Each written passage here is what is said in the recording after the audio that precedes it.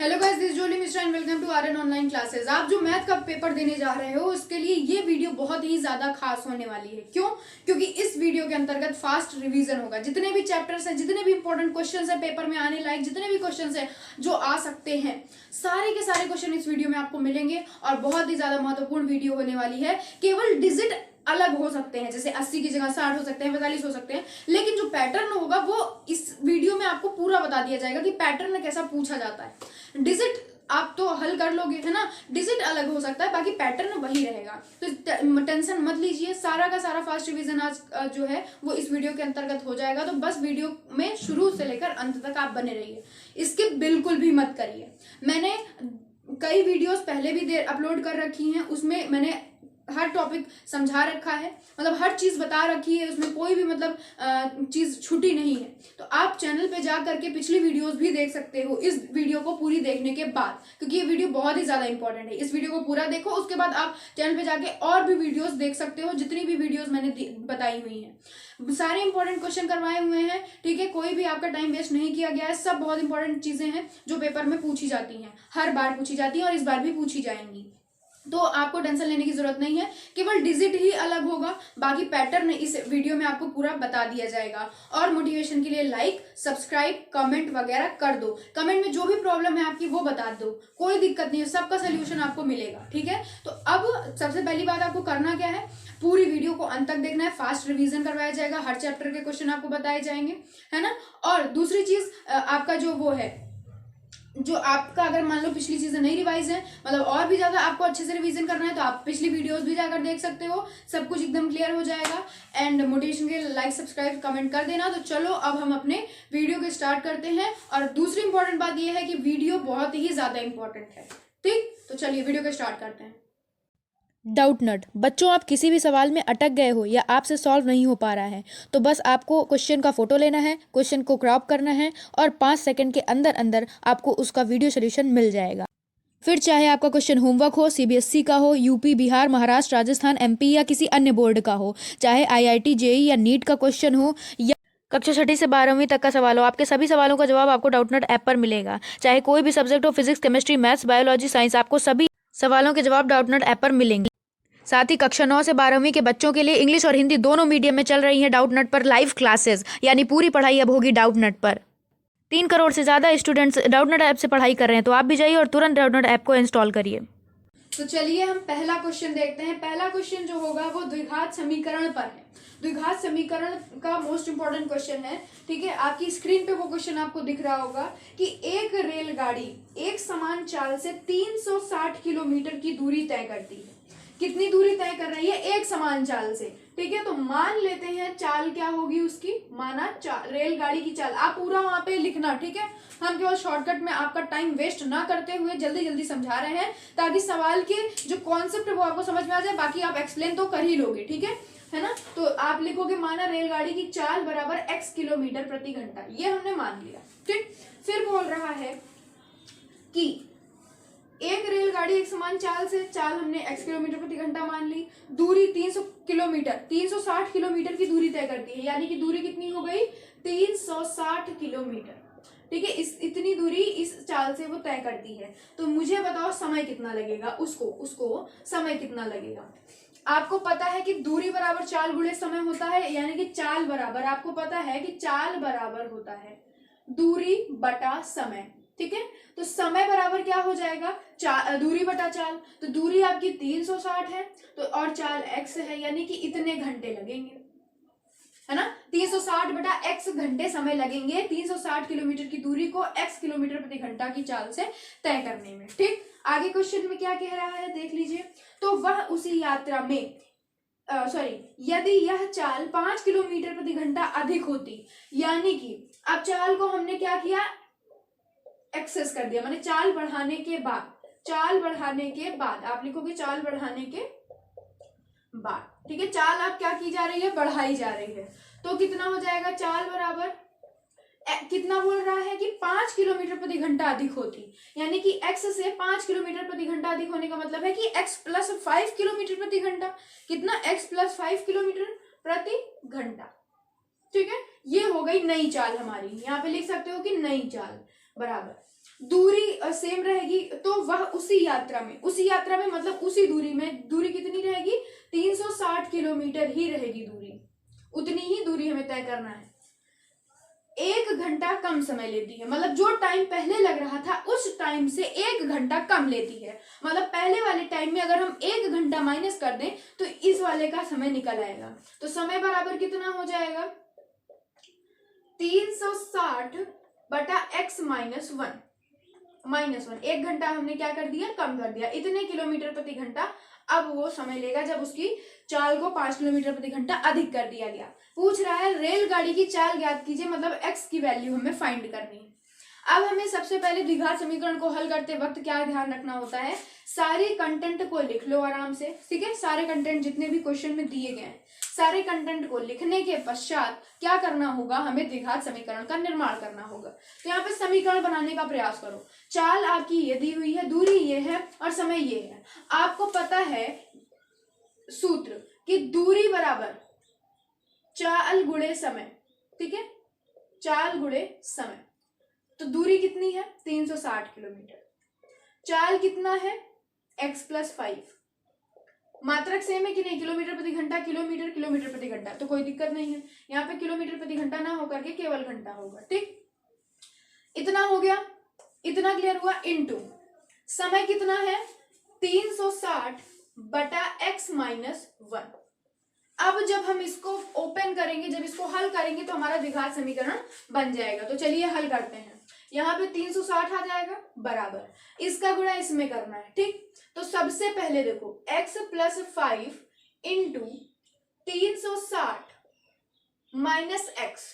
क्यों ऐसा, क्योंकि यहाँ पे 360 बटा x था, माइनस 1 था। आप यहाँ पे थोड़ा समझ लो कि 360 बटा x माइनस 1, इसको हम x अगर एलसीएम ले लेंगे तो ये 360 हो जाएगा और माइनस का ऊपर x हो जाएगा। तो वही एलसीएम लिया था, तो यानी कि पूरे का बटा x आ गया, ठीक। और गुणे में है तो यानी कि इसके बटे में भी x ही है। अब तिर्यक गुणा कर देते तो x का गुणा 360 से हो जाएगा, तो यहाँ पे आ जाएगा 360x। समझ में आया इतना। और यहाँ पे जब 360 बटा 1 है तो कोई प्रभाव नहीं पड़ेगा, यानी कि x प्लस 5 का गुणा इसमें ही करना है। तो करके देखते हैं, जब x का गुणा 360 में किया तो आ गया कितना, 360x। फिर x का गुणा इसमें किया माइनस x में, यानी कि माइनस का x स्क्वायर हो जाएगा। अब देखो x का गुणा हमने 360 में कर दिया, x का गुणा हमने x में कर दिया। अब हम आते हैं 5 पे। 5 का गुणा 360 में करो तो 1800 आएगा। अगर हम 5 का गुणा, 5 0 में 0, 5 6 30, 5 3 15, 16 17 18, ठीक। अब 5 का गुणा हम x में करेंगे, प्लस माइनस माइनस 5x आ जाएगा, ठीक। अब यहाँ पे अगर हम ध्यान से देखें, इस पक्ष में भी 360x है और इस पक्ष में भी 360x है, मतलब 360x और 360x कट जाएगा, कट गया। इधर कितना बचा, 0 बचा। अब हम अगर यहाँ पे माइनस का एक्स स्क्वायर आपको दिख रहा है और आपको पता है द्विघात समीकरण का रूप क्या होता है, A X square plus B X plus C बराबर 0। ये होता है या नहीं होता, यानी कि एक्स स्क्वायर पॉजिटिव होता है। यहाँ पे निगेटिव मिल रहा है तो हम इसको पक्षांतर कर दे, पॉजिटिव हो जाएगा। तो जब इसको उधर ले गए तो ये हो गया एक्स स्क्वायर। फिर हम माइनस 5x को भी उधर ले जाएंगे तो प्लस का 5x, और प्लस का 1800 भी उधर ले जाएंगे तो माइनस का 1800, है ना, साइन चेंज हो जाएगा और बराबर 0 हो जाएगा, ठीक। इतना क्लियर हो गया। अब हमें द्विघात समीकरण हमने कई बार बता रखा है, द्विघात समीकरण हमने कई बार आपको बता रखा है कि जो है, ठीक है, द्विघात समीकरण कैसे हल करना है वो मैंने पहले की कई वीडियोस में बता रखा है। आप जा करके वहां पे देख सकते हो, ठीक है, जा करके वहां पे देख सकते हो। तो चलो फिर से अब हम इसको द्विघात समीकरण हल करते हैं। तो एक्स स्क्वायर प्लस, अब बताओ ऐसी कौन सी दो संख्याएं जिनको घटाने पर 5 आता है और गुणा करने पर 1800 आता है। घटाने पर 5 और गुणा करने पर 1800, क्या हम कह सकते हैं 40 और 45 ऐसी दो संख्याएं जिनको जब गुणा करेंगे तो 1800 आएगा और जब घटाएंगे तो 5 आएगा। आप तुरंत कमेंट करके बताओ, तुरंत, जस्ट तुरंत कमेंट करके बताओ कि क्या ये दोनों संख्याएं सही हैं या नहीं है, ठीक है। क्या इनको घटाने पर 5 आएगा, बिल्कुल आएगा, लेकिन क्या इनका गुणा करने पर 1800 आएगा या नहीं आएगा, तुरंत कमेंट करके बताओ। हम तब तक आगे बढ़ते हैं। तो यहाँ पे क्या लिख देंगे, 45 माइनस 40 एक्स माइनस का 1800 बराबर 0। ये लाइन क्लियर हो गई। अब इसको हम ओपन कर लेते हैं। एक्स स्क्वायर प्लस 45 का एक्स हो जाएगा, 45x हो जाएगा, प्लस माइनस माइनस 40x हो जाएगा, फिर माइनस का 1800 हो जाएगा और बराबर 0 हो जाएगा। ठीक, अब मैंने बताया इन दोनों को एक पद मानते हैं, इन दोनों को एक पद मान करके कॉमन लेते हैं। तो जब हम यहाँ से x कॉमन लेंगे इन दोनों पदों में से, तो यहाँ पे x बचेगा, प्लस बचेगा और 45 बच जाएगा। ठीक, अब यहाँ पे हम क्या कॉमन ले सकते हैं, माइनस का 40 कॉमन ले सकते हैं कि नहीं, क्योंकि 40 और 45 का जब हमने गुणा किया तभी तो 1800 आया, इसका मतलब हम 40 कॉमन ले सकते हैं यहाँ से। तो माइनस माइनस प्लस हो जाएगा, 40 से 40 कट जाएगा, x बचेगा, माइनस माइनस प्लस हो जाएगा। 40 का भाग 1800 में दोगे, आपको पता है कितना आएगा, 45 आएगा और बराबर का 0 हो जाएगा। ठीक है, कितना हो जाएगा, बराबर का 0 हो जाएगा। अब देखो, अब हम इस पूरे में x प्लस 45 को कॉमन ले लेते हैं। किसको कॉमन ले लेते हैं, x प्लस 45 को। घबराइए नहीं, अगर वहां कुछ नहीं समझ में आया कोई बात नहीं, अभी फिर रिवाइज करवाएंगे, हम एक बार रिवीजन करवाएंगे। ठीक, तो अब इसका जब हमने कॉमन ले लिया तो ये हो जाएगा x minus 40 is equal to 0, है ना। अब यहाँ से आपको दो आंसर निकल के आ रहेंगे। इस वाले से जब हल करोगे तो x बराबर माइनस का 45 आएगा। क्या बताओ कि चाल हमने x मानी है, तो कभी चाल नेगेटिव हो सकती है क्या, नहीं हो सकती, यानी कि ये अस्वीकार हो जाएगा, अस्वीकार्य हो जाएगा।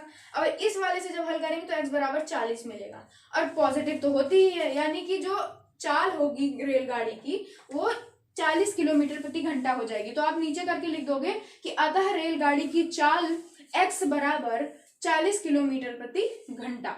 ठीक है, तो ये क्वेश्चन समझ में आया नहीं, चलो अब रिवाइज करवा देते हैं कैसे करना है। क्वेश्चन आपको दे रखा है कि रेलगाड़ी एक समान चाल से चल रही है, मान लो वो x किलोमीटर प्रति घंटा की चाल से चल रही है, क्योंकि दूरी आपको किलोमीटर में दी रखी है तो हमने x किलोमीटर प्रति घंटा मान लिया। ठीक, दूरी 360 किलोमीटर। तो अब हमने निकाल लिया समय कितना लगेगा, हमें सूत्र पता है कि 4 बराबर दूरी बटा समय, तो दूरी बराबर तिर्यक गुणा करेंगे तो दूरी, चूंकि देखो ये ना समझ में आया तो देख लो, बटा 1 होगा तो तिर्यक गुणा करेंगे, दूरी का नाम दूरी और फिर 4 गुणे समय हो जाएगा, दूरी बराबर 4 गुणे समय, ये वाला सूत्र। ठीक, तो जब और फिर उसके बाद हमें समय चाहिए था, हमें समय निकालना था, तो जब हम समय का इधर लाएंगे तो चाल नीचे आ जाएगा, यानी कि समय बराबर दूरी बटा चाल हो जाएगा। दूरी 360 है, चाल x हो गई।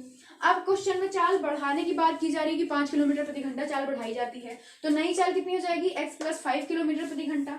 दूरी उतनी की उतनी ही रहेगी। समय क्या हो जाएगा, 1 घंटा कम हो रहा है, ऐसा क्वेश्चन में कह रहा है, 1 घंटा कम हो रहा है इस समय की अपेक्षा, तो हमने 360 x बटा x माइनस 1 घंटे कर दिए। अब देखो, हमें पता है कि दूरी बराबर 4 गुणे समय होता है, तो दूरी कितनी है, 360 किलोमीटर, चाल कितना है, x प्लस 5 है और समय कितना है, 360 बटा x माइनस 1 है, तो हमने लिख दिया। अब हमने क्या काम किया, यहाँ पे x का एलसीएम में लिया, वहां पे बताया ही था। ठीक, फिर उसके बाद एलसीएम में लिया तो 360 माइनस x हो गया ये, और ये चूंकि x था, गुणा था, तो इसलिए इसके भी नीचे x ही माना जाएगा। हमने तिर्यक गुणा किया तो 360x हो गया और ये वैसे का वैसा रहा। इसको ओपन कर दिया तो इतना आया। फिर उसके बाद 360x दोनों कट गए। अब कटने के बाद चूंकि हमने यहाँ पे बताया कि पॉजिटिव होता है, तो इसलिए उधर पूरा लेके गए, तो जब पूरा लेके गए तो पॉजिटिव का x स्क्वायर प्लस का और प्लस का 5x माइनस का 1800 बराबर 0 हो गया। ये द्विघात समीकरण बन गया। इसके आगे हमने हल कर दिया इसको, तो दो आंसर मिले, x plus 45 x minus 40 is equal to 0। तो नेगेटिव चाल तो होगी नहीं, नेगेटिव चाल तो होगी नहीं किसी भी चीज की, है ना। तो फिर उसके लिए क्या हो जाएगा, यह स्वीकार हो जाएगा, यानी कि x बराबर 40 किलोमीटर प्रति घंटा ही राइट आंसर होगा। राइट आंसर कौन होगा, x बराबर 40 किलोमीटर प्रति घंटा। ठीक है, इतना क्लियर हो गया। चलो अब बढ़ते हैं हम अपने नेक्स्ट क्वेश्चन की ओर, जो कि ट्रिग्नोमेट्री से इंपॉर्टेंट क्वेश्चन है, मतलब ट्रिग्नोमेट्री का सबसे इंपॉर्टेंट क्वेश्चन हम अब करने जा रहे हैं। क्वेश्चन जो है हमारा वो क्या है कि √1 प्लस साइन ए बटा 1 minus sine is equal to sec A plus 10। ये जो है ये ट्रिग्नोमेट्री से बहुत ज़्यादा क्वेश्चन इंपॉर्टेंट है, क्योंकि बार बार एग्जाम में पूछा जाता है। तो चलिए हम इसको देख लेते हैं। इसमें क्या करना है, हमें इस पक्ष को उठाना है, LHS को उठा करके RHS लाना है। समझ गए होगे, मतलब कि प्रूव करना है, सिद्ध करना है। ठीक, तो कैसे सिद्ध करना है, हमने एक बार इसको पहले भी करवा रखा है, फिर से करवा देते हैं, फिर से समझा देते हैं हम आपको। ठीक, देखो हमने बता रखा है कि जैसे जब आपको इस तरह तरीके का क्वेश्चन दिखाई दे, तो हमेशा जो हर का संयुग्मी उसी से ऊपर नीचे अंश और हर में गुणा कर दो, धीरे धीरे रास्ता बनता चला जाएगा, आपको आंसर भी मिल जाएगा। ठीक, चलो देखते हैं कैसे। हमने आपसे सिर्फ इतना कहा ना, जो जो कहा आप सिर्फ वही फॉलो करेंगे। मैंने कहा कि इस तरीके के क्वेश्चन में हर के संयुग्मी से अंश और हर में, यानी कि ऊपर और नीचे गुणा करते हैं। ये हर हो गया। ठीक, 1 माइनस साइन ए, इसका संयुग्मी क्या होगा, 1 प्लस साइन ए। अगर यहाँ पे माइनस है तो प्लस संयुग्मी होगा, और अगर प्लस है तो माइनस संयुग्मी होगा। यहाँ माइनस है यानी कि 1 प्लस साइन ए इसका जो होगा संयुग्मी होगा, हर का संयुग्मी होगा। अब इसी से ऊपर नीचे गुणा कर दो, तो 1 प्लस साइन ए ऊपर गुणा कर दिया और नीचे भी कर दिया, और रूट में ही रहने दो, ठीक है, मतलब रूट से बाहर निकाल के गुणा मत करो, ठीक है, जो भी साइन उस पर लगा रहे हो उसमें ही रहने देना, ठीक है। तो अब इसको हल करते हैं, फिर रूट लग जाएगा बड़ा सा, ठीक। 1 प्लस साइन ए इंटू 1 प्लस साइन ए क्या हो जाएगा, 1 प्लस साइन ए का होल स्क्वायर। बहुत धीरे धीरे समझो, आराम से, कोई जल्दीबाजी नहीं, बहुत आराम से समझो। ये प्लस का है, ये माइनस का। आपको सूत्र याद आ गया होगा ए स्क्वायर माइनस बी स्क्वायर का, कि ए प्लस बी इंटू ए माइनस बी, तो ये उसी का सूत्र है, यानी कि ए का स्क्वायर मतलब 1 का स्क्वायर कितना हो जाएगा, 1 ही हो जाएगा, ठीक, माइनस बी स्क्वायर यानी कि साइन स्क्वायर। समझ में आया इतना, ठीक है, बहुत धीरे धीरे आराम से करो, कोई जल्दबाजी नहीं। अब देखो is equal to root 1 plus sine A का होल स्क्वायर, जैसा है इसको अंश को वैसा ही रहने दो, बटा। अब बताओ, आपने पहला त्रिकोणमिति सर्वसमीकरण पढ़ रखी है, sine square A plus cos square A is equal to 1। तो मुझे बताओ कि जब हम साइन स्क्वायर ए को इधर लेके जाएंगे, यानी कि 1 माइनस साइन स्क्वायर ए करेंगे, तो इधर क्या बचेगा, कॉस स्क्वायर ए। यहाँ पे देखो 1 माइनस साइन स्क्वायर ए मतलब क्या हो जाएगा, कॉस स्क्वायर ए हो जाएगा। बहुत ही आराम से करो, बहुत अच्छी सवाल है ये, बहुत अच्छा सवाल है, ठीक है। तो अब क्या मिला हमें, रूट के अंदर ये भी वर्ग में है, ये भी वर्ग में है, तो क्या अब हम रूट को हटा सकते हैं, बिल्कुल हटा सकते हैं, मतलब वर्गमूल को हटा सकते हैं, क्योंकि हमें ये भी रूट में आ गया, ये भी रूट में आ गया, बस हमको रूट हटा के लिख देना है। सॉरी, मतलब ये भी स्क्वायर में आ गया, ये भी स्क्वायर में आ गया, तो बस हमें रूट हटा के रूट और स्क्वायर हटा के लिख देना है। तो 1 प्लस साइन ए बटा कॉस ए, ठीक है, खत्म। अब देखो हमें चाहिए सेक ए और टैन ए, तो क्या हम इसको 1 by cos A plus sine A by cos A लिख सकते हैं, कोई इसमें दिक्कत तो नहीं है। हमने एलसीएम को अलग अलग बांट दिया कि 1 by cos A plus 1 sine A by cos A. देखो जब इसको जोड़ोगे तो यही मिलेगा, एलसीएम कॉस ए हो जाएगा और ऊपर का वैसे जुड़ जाएगा, ठीक। तो 1 बाई कॉस ए को क्या कहते हैं, सेक ए का फॉर्मूला होता है, तो सेक ए हो जाएगा। Sine A by cos A tan A का फॉर्मूला हो जाएगा।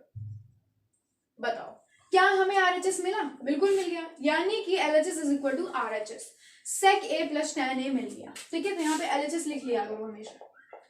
सेकंड क्वेश्चन समझ में आया, करना कुछ नहीं है आपको, हर के संयुग्मी से सिर्फ गुणा करना है। अगर 1 माइनस साइन ए यहाँ पे हर में था, अगर हर में 1 प्लस साइन ए मिले आपको, तो आपको हर का संयुग्मी क्या हो जाएगा, 1 माइनस साइन ए, और 1 माइनस साइन ए अगर हर में है तो इसका संयुग्मी क्या हो जाएगा, 1 प्लस साइन ए। संयुग्मी से गुणा करो, आपका ऐसे बनेगा। फिर यहाँ पे त्रिकोणमिति सर्वसमीकरण की जो पहली त्रिकोणमिति सर्वसमीकरण है उससे लगा दो, फिर आपको दोनों ऊपर नीचे स्क्वायर मिल गया, स्क्वायर मिल गया और रूट हम हटा सकते हैं आराम से। तो 1 प्लस साइन ए बटा कॉस ए। अब हमने एलसीएम को अलग अलग बांट के लिख दिया, 1 by cos A plus sine A by cos A. वो नीड पे डिपेंड करता है कि आपको चाहिए क्या। हमें साफ साफ दिख रहा था कि अगर हम एलसीएम को अलग अलग करके लिख देंगे तो हमें ये मिल जाएगा, तो हमने लिख दिया। तो बराबर 1 बाई कॉस ए क्या हो गया, सेक ए, और साइन ए बाई कॉस ए क्या हो गया, टैन ए हो गया। इतना क्लियर हो गया, ठीक है। तो अब बढ़ते हैं हम अपने नेक्स्ट क्वेश्चन की ओर, मतलब कि थर्ड क्वेश्चन की ओर बढ़ते हैं। तो चलिए अब थर्ड क्वेश्चन देख लेते हैं। थर्ड क्वेश्चन बहुत ही ज्यादा इंपॉर्टेंट है, हाइट एंड डिस्टेंस का क्वेश्चन है, ठीक है। Third question height and distance अब हम देखेंगे। हाइट एंड डिस्टेंस में बहुत ज्यादा इंपॉर्टेंट क्वेश्चन होते हैं, ठीक है। कई कोई मतलब पूछे जाते हैं, बहुत ढेर सारे क्वेश्चन पूछे जाते हैं। हाइट एंड डिस्टेंस से बहुत इंपॉर्टेंट टॉपिक होता है, बहुत इंपॉर्टेंट चैप्टर होता है ये, ठीक है। तो चलिए बात कर लेते हैं हाइट एंड डिस्टेंस की। तो आपको क्वेश्चन दिख रहा होगा कि 7 मीटर ऊंचे भवन के शिखर से, कई बार मैंने बताया कि हाइट एंड डिस्टेंस के टॉपिक पर आपको क्या करना होता है, जैसे जैसे कहा जाए क्वेश्चन में वैसे वैसे चित्र का निर्माण करते जाइए, आसानी होगी।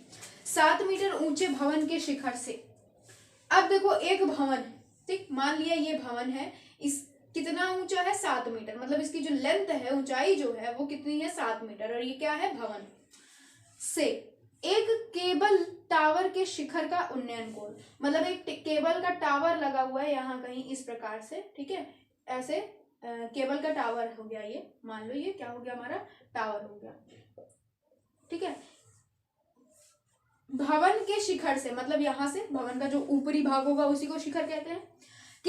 एक केबल टावर के शिखर का, यानी कि शिखर का, इसका उन्नयन कोण 60 डिग्री है।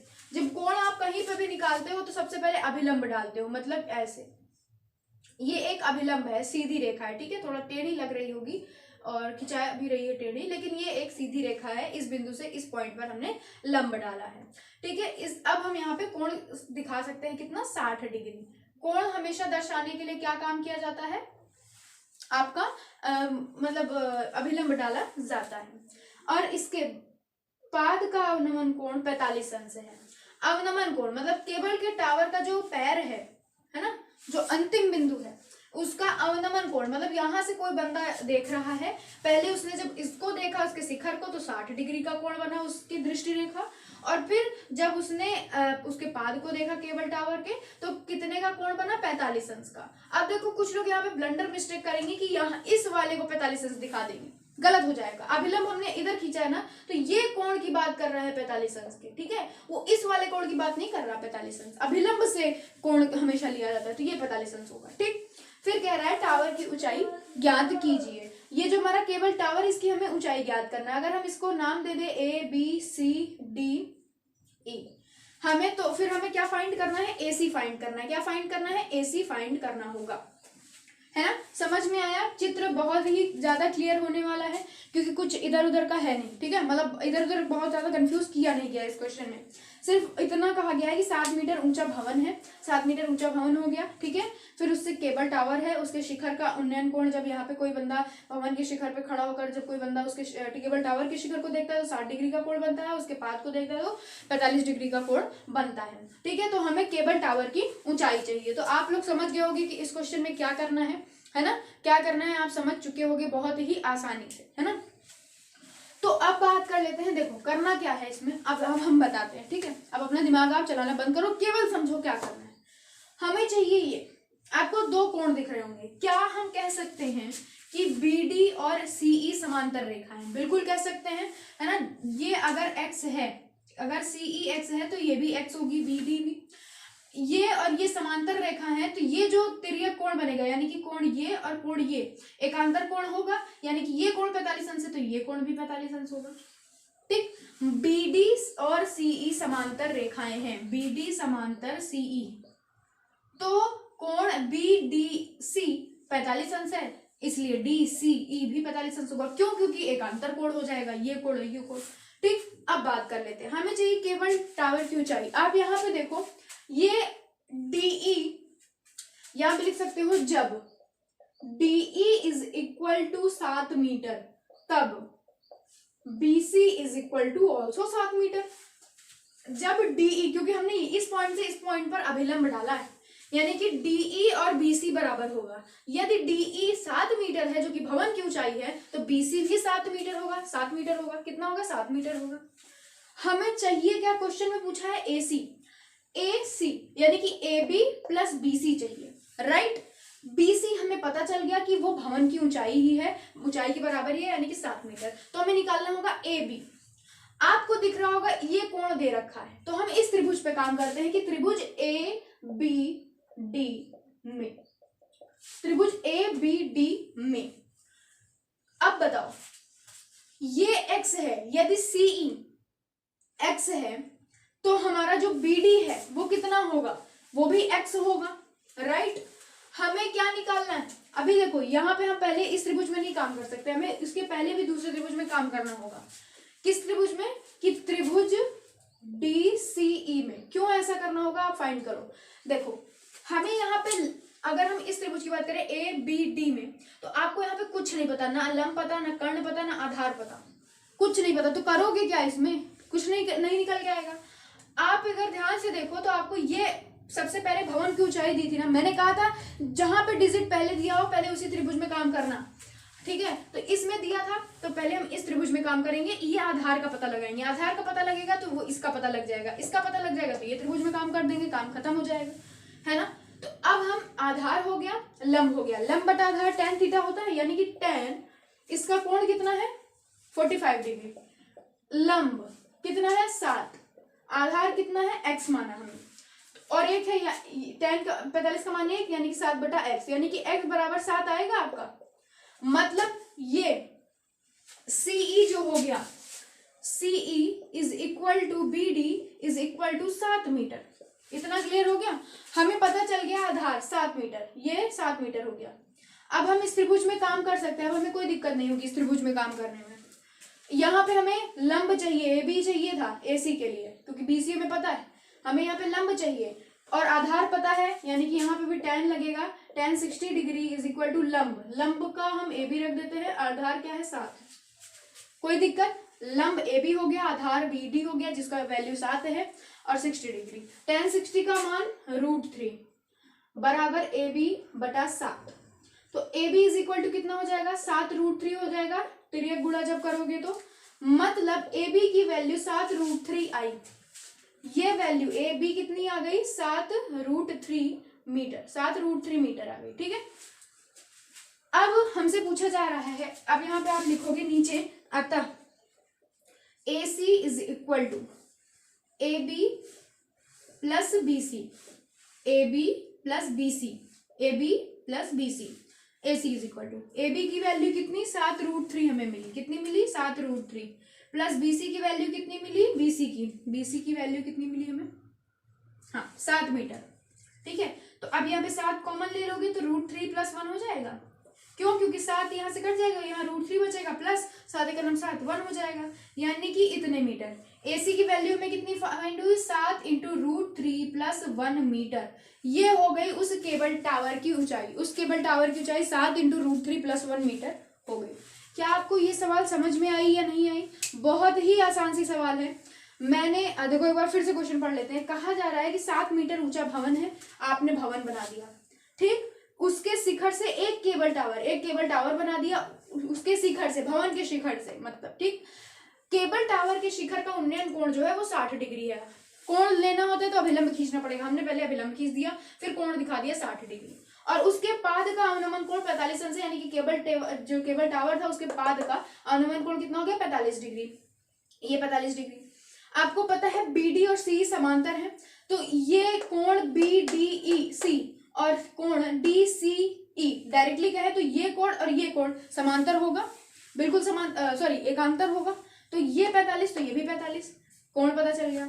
मैंने बोला था जहां पे आपको सबसे पहले डिजिट दी रहे, क्वेश्चन से ही दी रहे, वही त्रिभुज पहले हल करना।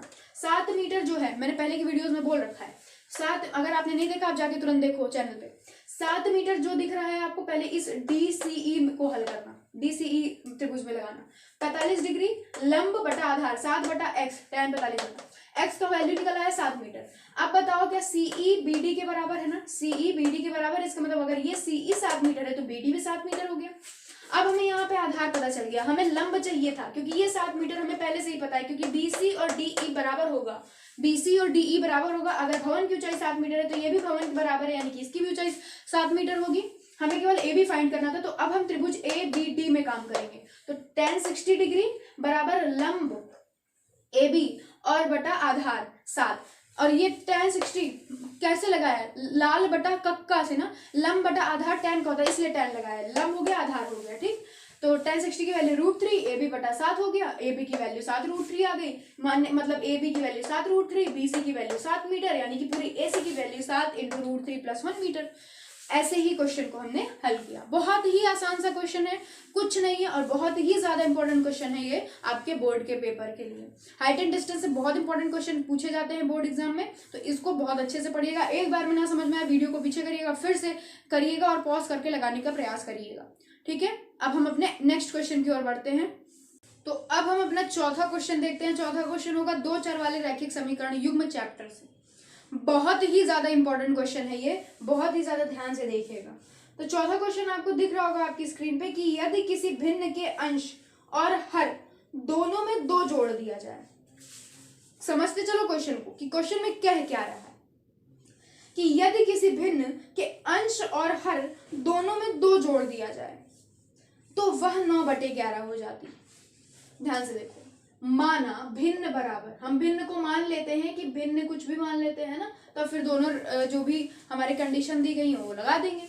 माना भिन्न बराबर x बटा y, ठीक, कोई दिक्कत इसमें, मान लिया हमने। पहली कंडीशन के अनुसार क्या कह रहा है कि यदि हम उसमें क्या कर देते हैं, 2 जोड़ देते हैं तो 9/11 हो जाती है। अंश और हर दोनों में 2 जोड़ना है, तो x + 2 बटा y + 2 इज इक्वल टू 9/11। ये कह रहा है इसको हल कर लेते हैं और इसको सरल कर लेते हैं, तो तिर्यक गुणा करते हैं। तो 11 का गुणा x प्लस 2 में होगा, 11 गुणे x प्लस 2 बराबर 9 का गुणा y प्लस 2 में, 9 गुणे y प्लस 2। ठीक, अब इसका गुणा करेंगे तो 11x प्लस 11 दूनी 22 बराबर 9y प्लस 9 दूनी 18। ठीक है, 9 दूनी 18, तो 11x हो गया। ये लाएंगे इधर तो माइनस का हो जाएगा 9y, क्योंकि इधर पॉजिटिव है। अब ये प्लस का 18 इधर लाएंगे तो माइनस का 18, यानी कि 18 2 20 होता है और 2 22, यानी कि 4 बराबर 0। समीकरण नंबर 1 बन जाएगा। क्या बन जाएगा? समीकरण नंबर 1 बन जाएगा। बात करते हैं हम अब अपने नेक्स्ट कंडीशन की। क्या बात करते हैं? नेक्स्ट कंडीशन की बात करते हैं। ठीक है, तो नेक्स्ट कंडीशन में क्या कह रहा है कि यदि अंश और हर दोनों में 3 जोड़ दिया जाए, यानी कि x प्लस 3 कर दे और y प्लस 3 कर दे, तो क्या हो जाता है? 5/6 हो जाती है। वो जो भिन्न है वो 5/6 हो जाती है। फिर वही तिर्यक गुणा करो, 6 का गुणा x प्लस 3 में, तो 6 गुणे x प्लस 3 बराबर 5 का गुणा y प्लस 3 में, 5 इंटू वाई प्लस 3। ठीक, तो 6 का गुणा x में 6x, 6 का गुणा 3 में प्लस 6 3 18, 5 का गुणा y में 5y प्लस 5 का गुणा 15 में, सॉरी 5 का गुणा 3 में तो 15। इतना क्लियर? अब हम इसको एक समीकरण बना लेते हैं। तो 6x ये इधर आएगा तो माइनस का 5y हो जाएगा, और प्लस का 18 है ये इधर आएगा तो माइनस का 15, 18 में से 15 जाएगा तो प्लस का 3 बचेगा। 3 बचे 15, 3 जगह 18। समीकरण नंबर 2 बन गया।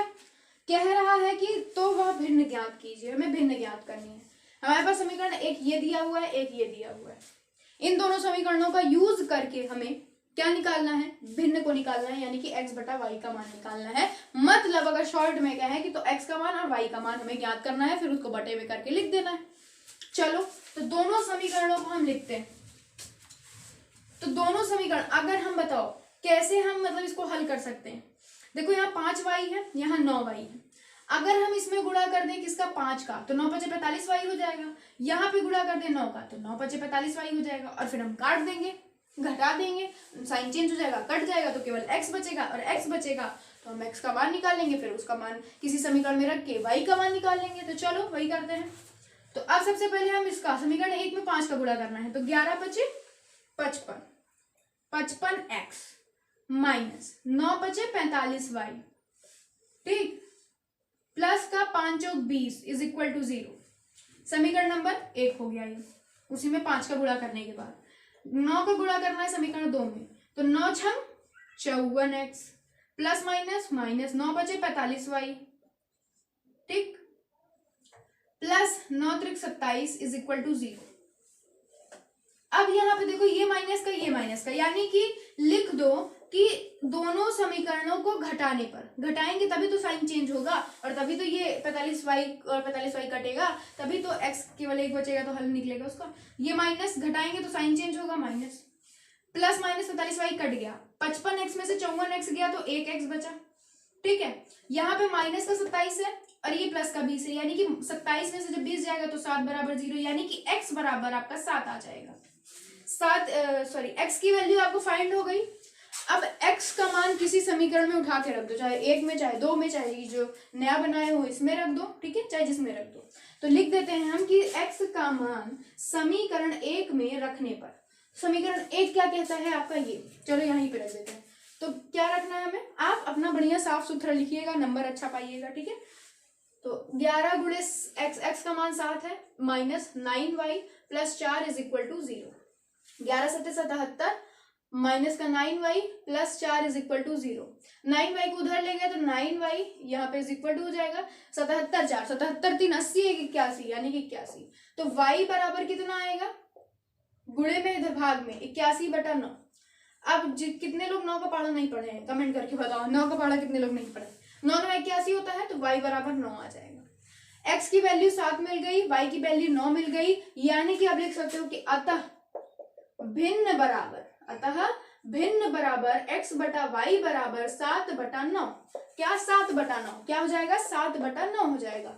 x की वैल्यू 7 और y की वैल्यू 9, 7/9, ठीक है। इतना समझ में आया नहीं आया? एक बार क्वेश्चन को पुनः हम देख लेते हैं क्या कह रहा है। कह रहा है कि यदि किसी भिन्न के अंश और हर दोनों में 2 जोड़ दिया जाए। पहली कंडीशन हमने सबसे पहले क्या मान लिया कि भिन्न को माना भिन्न बराबर x बटा वाई। अब पहली कंडीशन में कह रहा है कि माना कि 2 जोड़ दिया जाए, तो हमने 2 ऊपर नीचे दोनों में जोड़ दिया पहली कंडीशन के अनुसार, तो वो 9 बटा 11 हो जाता है। फिर उसके बाद हमने तिर्यक गुणा किया, 11 का गुणा x प्लस 2 में और 9 का गुणा y प्लस 2 में। तिर्यक गुणा करने पर हमें ये मिला, इसका जब हमने ओपन किया तो हमें ये मिला, और फिर इसी को हमने जोड़ घटा करके एक समीकरण बना दिया, तो समीकरण हमें ये मिल गया। आपको दिख रहा होगा समीकरण नंबर 1। समीकरण फिर कंडीशन नंबर 2 पे चलते हैं। कंडीशन नंबर 2 में क्या कह रहा है कि यदि अंश और हर में दोनों में 3 जोड़ दिया जाए तो वो 5 बटा 6 हो जाती है। अंश और हर यानी कि x प्लस 3 y प्लस 3। ये मत करना कि ये x प्लस 2 बटा y प्लस 2 में 3 जोड़ दो, नहीं, वो इस भिन्न की बात कर रहा है। ठीक, जोड़ दिया तो 5 बटा 6 मिला। फिर वही तिर्यक गुणा करके समीकरण बनाया, समीकरण नंबर 2 मिल गया।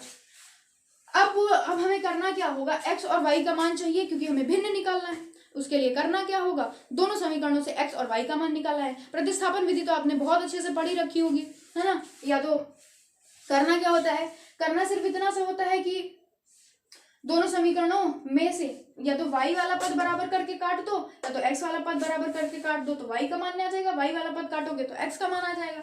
हमने क्या काम किया, यहाँ 9y था, यहाँ 5y था, हमने इसमें 5 का गुणा किया, 9 5 45 हो गया, यहाँ 9 का गुणा किया, 9 5 45 हो गया। फिर उसके बाद घटा दिया दोनों को तो काट दिया, और यहाँ पे बचा x की वैल्यू हमने फाइंड कर ली। जब हमें x की वैल्यू मिल गई तो हम किसी भी समीकरण में रख के जितने भी चारों समीकरण हमारे बने हैं, समीकरण नंबर 1, समीकरण नंबर 2, समीकरण नंबर 3, समीकरण नंबर 4, इसमें रख इसमें से किसी में भी रख दो, आपको y का मान पता चल जाएगा। हमने रख दिया समीकरण 1 में, रखा, बढ़िया से हल किया तो हमें y का मान 9 पता चल गया। मतलब जो भिन्न अभीष्ट भिन्न जो थी यानी कि x बटा y जो था उसका वैल्यू कितना होगा, 7 बटा 9, क्योंकि x की वैल्यू 7 है और y की वैल्यू 9 है। मतलब जो भिन्न हो जाएगी वो 7 बटा 9 हो जाएगी। ये क्वेश्चन क्लियर हुआ या नहीं? बहुत ही आसान सा क्वेश्चन है, बहुत ज्यादा इंपॉर्टेंट क्वेश्चन है। ठीक, तो अब बढ़ते हैं हम अपने नेक्स्ट क्वेश्चन की ओर।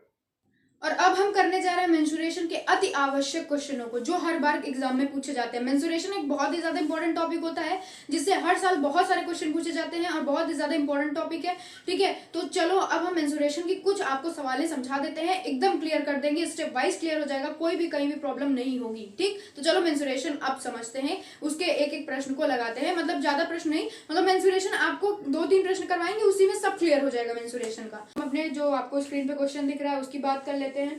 क्वेश्चन में कहा जा रहा है कि 2 घनों, ठीक है, आपको बोर्ड पे चित्र भी दिख रहा होगा कि एक घन ये वाला हो गया और एक नीचे उसी के जस्ट लगा हुआ है। ठीक है, 2 घनों जिसमें से प्रत्येक का आयतन 64 सेंटीमीटर क्यूब है। मतलब जो आयतन है, अब ये बताओ कि घन का आयतन कितना होता है। घन का आयतन मान लो अगर भुजा ए है घन की, तो आयतन a क्यूब होगा और वो कितना है, 64 है, 64 सेंटीमीटर क्यूब। ठीक, के संलग्न फलकों को मिलाकर एक ठोस बनाया जाता है जो कि आपको यहाँ दिख रहा है। मतलब एक घन ये था, एक घन ये था, इन दोनों घनों को मिलाया गया, मतलब इनके जो संलग्न फलक थे उनको मिलाया गया, जो ये वाला फलक है इसको मिलाया गया और एक ठोस बनाया गया जो कि आपको चित्र में दिख रहा होगा। ये ठोस बनाया गया, इससे प्राप्त घनाभ का पृष्ठीय क्षेत्रफल ज्ञात कीजिए। अब देखो ये एक घनाभ बन गया है, अगर हम इस वाली जो लाइन, इस वाले फलक को इग्नोर कर दें तो ये पूरा एक घनाभ बन जाएगा। ठीक है, घनाभ बन जाएगा। तो घनाभ का हमें पृष्ठीय क्षेत्रफल ज्ञात करना है। क्या ज्ञात करना है? पृष्ठीय क्षेत्रफल। आपने सूत्र पढ़ रखा होगा पृष्ठीय क्षेत्रफल का, किसका? घनाभ के पृष्ठीय क्षेत्रफल का सूत्र पढ़ रखा होगा, आयतन का सूत्र पढ़ रखा होगा, है ना। तो अगर चलो फिर देख लेते हैं, तो हमें क्या करना होगा, सबसे पहले तो ये जानना होगा कि इसकी लंबाई, चौड़ाई, ऊंचाई कितनी है। जो हमारा नया ठोस पदार्थ बना है इसकी लंबाई, चौड़ाई, ऊंचाई कितनी है। ठीक है, तो सबसे पहले हमें a निकालना होगा। a क्यूब हमें पता है ना, तो a क्या हो जाएगा, 4 चौक 16 चौको 64 होता है, यानी कि ये क्यूब है, इसका जब a निकालेंगे तो 64 ऐसी संख्या ढूंढेंगे जिसका 3 बार गुणा करने पर 64 है ना। 3 बार गुणा करने पर 64 है, तो क्या मिलेगा हमें? 4 मिलेगा, यानी कि ये सेंटीमीटर क्यूब था तो ये सेंटीमीटर आ जाएगा। 4 चौक 16 होगा, फिर 16 चौको 64 हो जाएगा। तो मतलब जो a है, ये a जो हो गया वो 4 सेंटीमीटर, यानी कि जो घन की एक भुजा का या घन के कोर का जो मतलब घन की कोर कितनी हो गई, 4 सेंटीमीटर हो गई।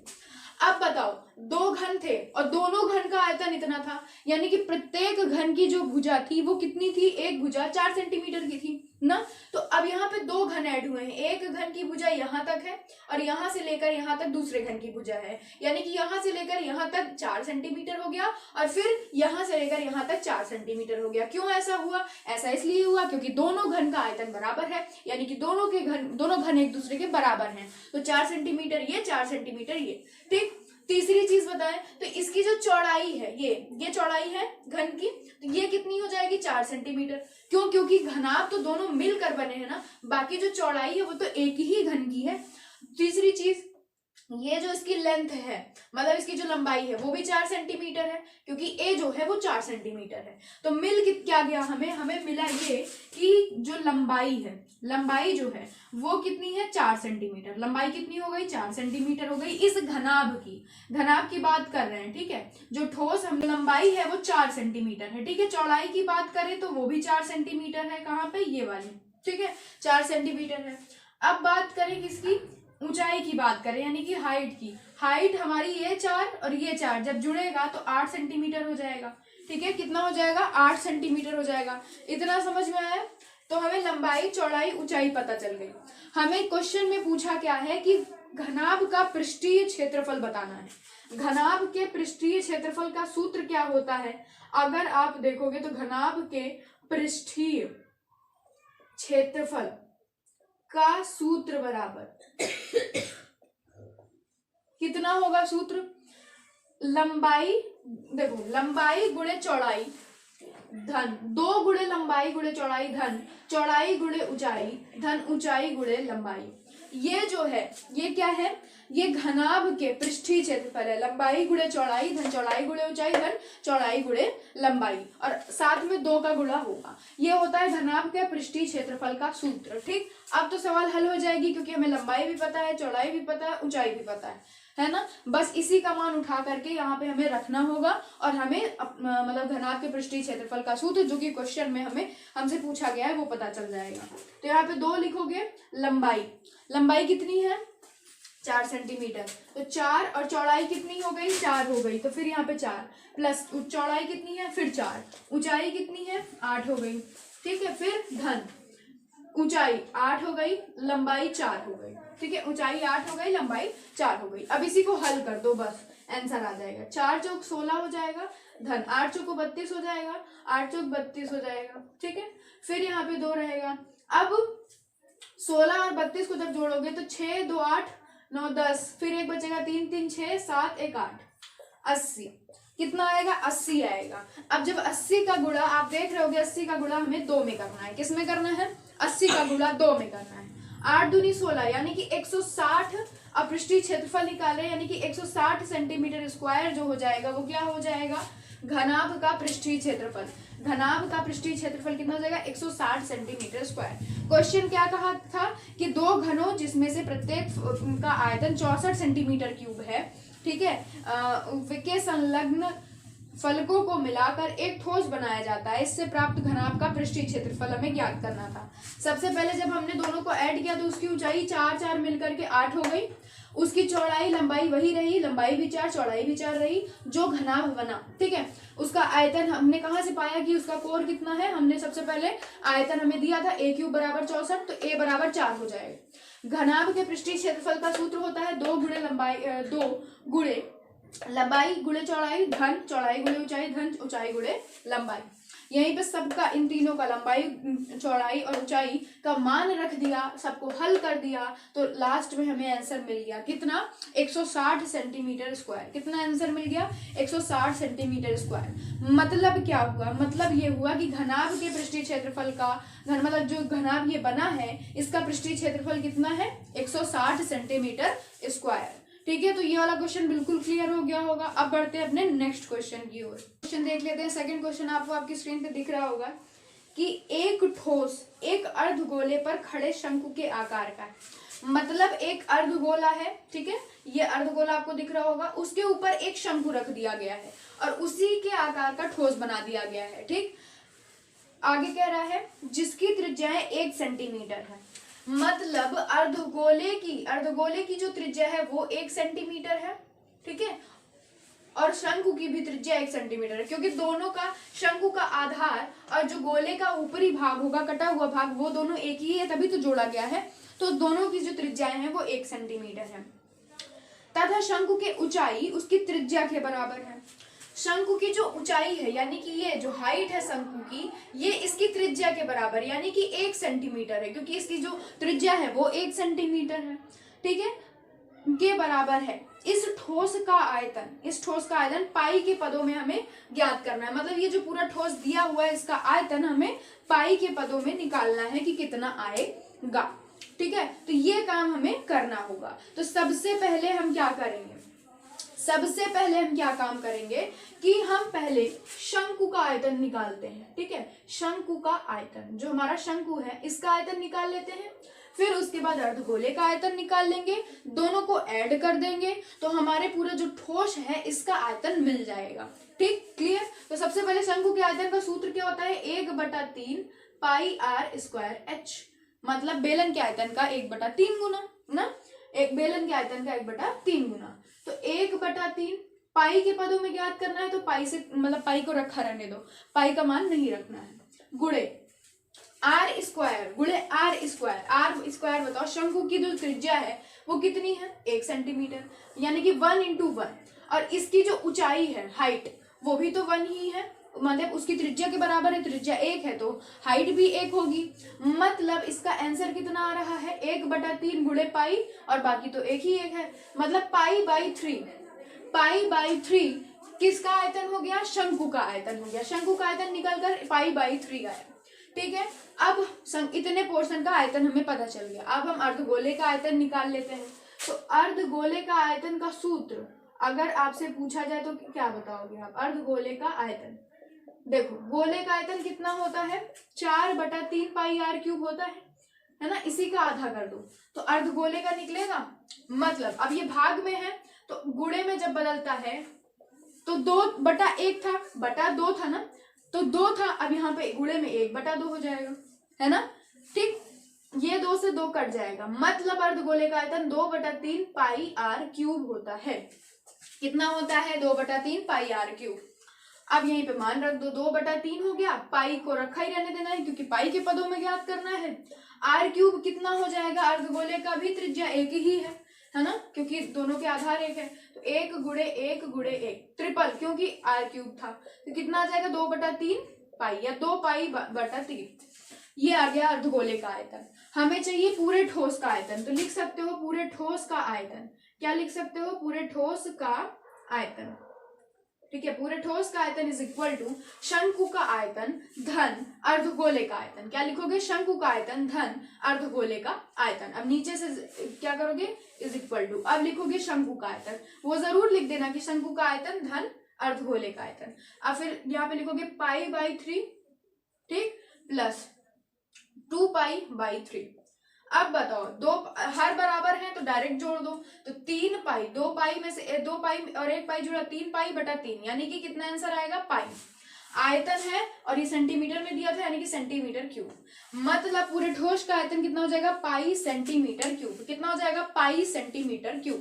करना क्या था, क्वेश्चन में बोला था कि एक ठोस जो है एक अर्धगोले पर खड़े शंकु के आकार का है, यानी एक अर्धगोला है, उसके ऊपर एक शंकु रख दो, इस ठोस की आकृति बन जाएगी जो क्वेश्चन में कहा जा रहा है, जिसकी त्रिज्याएं 1 सेंटीमीटर है।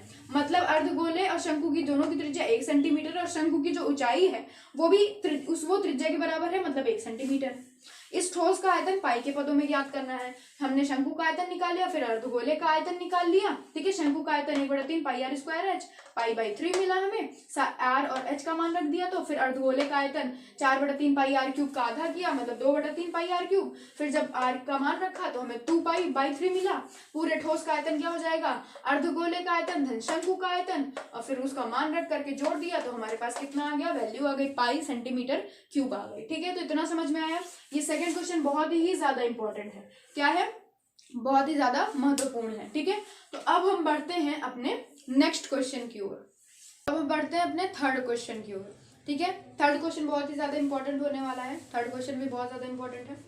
आपकी स्क्रीन पे क्वेश्चन दिख रहा होगा कि क्रमशः 6 सेंटीमीटर, 8 सेंटीमीटर और 10 सेंटीमीटर त्रिज्याओं वाले धातु के 3 ठोस गोल, मान लो एक गोला ये हो गया, एक ये हो गया और एक ये हो गया, ठीक। ये 6 सेंटीमीटर त्रिज्या हो गई, ये 8 सेंटीमीटर त्रिज्या हो गई और ये 10 सेंटीमीटर त्रिज्या हो गया, ठीक। धातु के 3 ठोस गोले लिए और इनको पिघलाया गया, इन सबको मेल्ट करा गया। क्या किया गया? मेल्ट किया गया, पिघलाया गया और एक बड़ा ठोस गोला बना दिया गया। इन तीनों को मेल्ट करके एक बड़ा ठोस गोला बना दिया गया और इसी गोले की हमें त्रिज्या ज्ञात करनी है। मान लो इसकी त्रिज्या आर है, कैपिटल आर है, ठीक, कैपिटल आर है मान लिया, और इसकी R1 मान लिया, इसकी R2 मान लिया, इसकी R3 मान लिया, ठीक, और इसकी मतलब कैपिटल आर मान लिया। अब देखो, जब इन तीनों गोलों को पिघलाया जाएगा तो जो प्रारंभिक आयतन था वो अंतिम आयतन के बराबर होगा या नहीं, क्योंकि अलग से कोई धातु या कोई ठोस ऐड तो किया नहीं गया है। सिर्फ इतना कहा जा रहा है कि इन्हीं 3 ठोस गोलों को पिघलाया गया और पिघलाने के बाद ये एक बड़ा गोला बनाया गया। मतलब जो मटेरियल इन तीनों में था सिर्फ उसी मटेरियल से इसको बनाया गया। मतलब जो मटेरियल जो पहले मतलब जो मटेरियल का आयतन था इन तीनों मटेरियलों को मिलाने के बाद उसी आयतन से ये बड़ा वाला बनाया गया। मतलब इन तीनों का आयतन अगर हम जोड़ देंगे, इन तीनों का आयतन अगर हम जोड़ देंगे तो जो आयतन आएगा वो आयतन इसके बराबर होगा, क्योंकि इन्हीं तीनों के आयतन को जोड़ करके ये बड़ा वाला बनाया गया है। समझ में आया? मतलब इन तीनों का आयतन जोड़ने पर हमें बड़ा वाला आयतन मिलेगा, बड़े वाले गोले का, क्योंकि उन्हीं को तीनों को पिघला करके बड़ा वाला बनाया गया है। इतना क्लियर हुआ? मतलब क्या हो गया? अब चूंकि ये गोले हैं, मतलब हो गया कि तीनों ठोस गोलों का आयतन इज इक्वल टू बड़े गोले का आयतन। तीनों ठोस गोलों का आयतन इज इक्वल टू बड़े ठोस गोले का आयतन।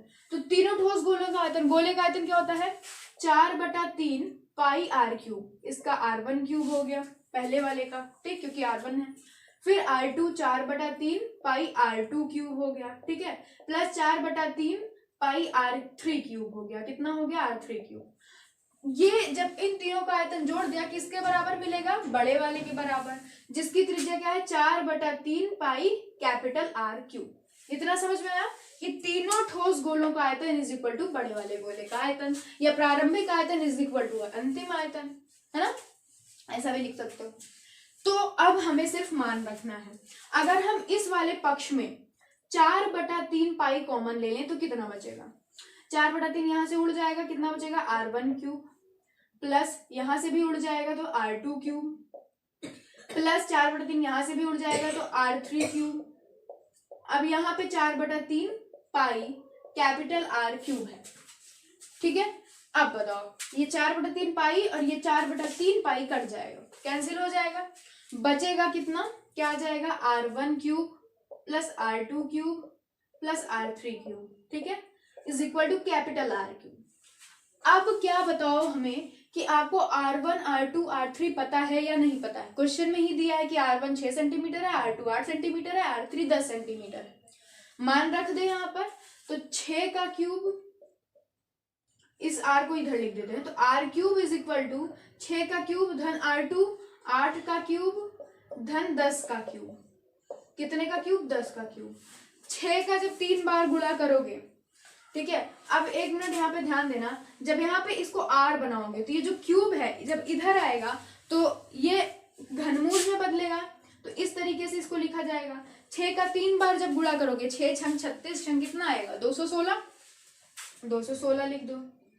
8 × 64, 8 512। 10 का क्यूब करेंगे तो कितना आएगा? 1000 आएगा, ठीक है। क्यूब करने पे 0 बढ़ाते जाओ बस। इन सबको ऐड करोगे तो कितना आएगा? ऐड करके बताओ, कमेंट करके बताओ कितना आया ऐड करने के बाद। तो लगभग 1728 आएगा। कितना आएगा? 1728, ठीक है। अब जब इसका घनमूल निकालोगे तो निकाल करके कमेंट में बताना कि उतना आया या नहीं आया, और इसका घनमूल 12 होता है। कितना होता है? 12, यानी कि जो आंसर आएगा वो आएगा 12 सेंटीमीटर, ठीक है। एक देखो 216, 6 का 3 बार गुणा करोगे तो 216, ठीक है। 8 का 3 बार करोगे 512, 10 का 3 बार करोगे 1000, ठीक। इन तीनों को जब ऐड करोगे तो 1728 आएगा। इसका जब घनमूल निकालोगे तो कितना आएगा? 12 आएगा। अब कमेंट करके बताना कि आया था या नहीं आया था, ठीक।